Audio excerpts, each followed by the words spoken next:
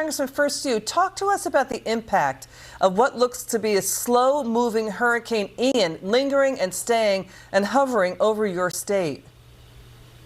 Well, the immediate impact is that storm surge and obviously also the high winds as the storm comes in. I mean, I was the emergency manager for the city of Miami during Hurricane Andrew, which was another 150-mile-an-hour storm. I can tell you the 150-mile-an-hour winds will cause a lot of devastation to homes, but then also the storm surge. And the storm surge images we're seeing are very troubling. And so that's the biggest threat, the one that causes the biggest loss of life is that storm surge. So hopefully most of the people, all the people, heeded the governor's warning in the storm surge areas and left.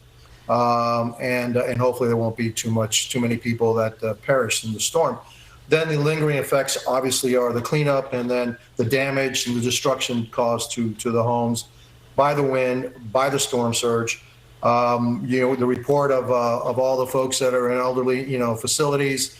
How can we get power to them? How can we get, their generators to make sure that they're working? How can we get electricity back? And so we have to clear the roads, and get rescue workers and also, the power folks back in there as quickly as possible. Yeah, we got to talk about the power. That's the power. We got to talk about power because I know the governor's talking about 30,000 linemen on standby. Jim, talk to us about the energy supply. That's a big concern for you right now, right?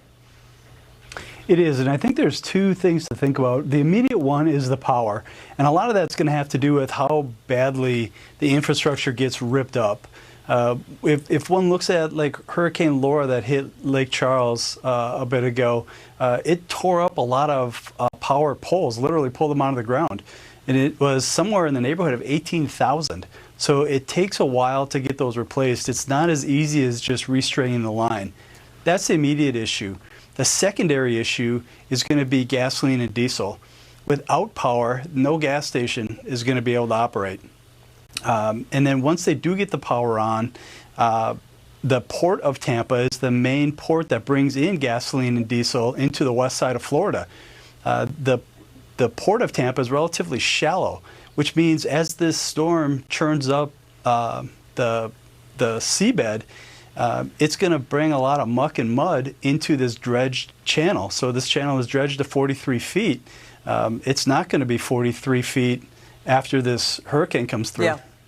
That's, Jim is raising important points here, Congressman. Given the hurricane and so much more, right? There's a lot of talk about leadership. We've got the president draining literally the strategic reserves, which are meant for hurricanes. Now we have Axios reporting the White House is preparing to force out Treasury Secretary Janet Yellen after the midterms. Also, potentially, Biden's economic advisors, Brian Deese and Cecilia Rouse, could leave next year. And the president is basically saying, he's warning about the oil and gas industry, don't raise gas prices. So, but you don't want to get political about this, but we have to talk about leadership at a moment like this, Congressman.